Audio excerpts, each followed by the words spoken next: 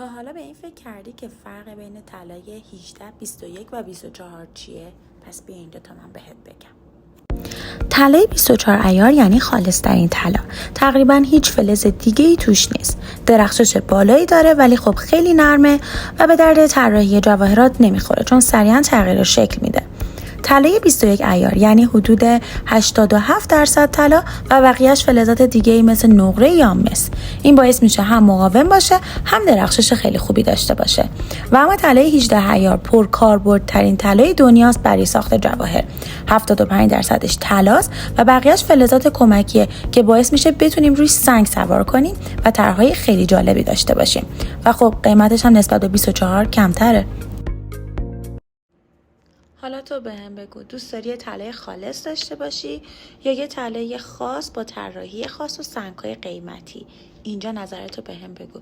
در ضمن لایک و سابسکرایب یادت نره.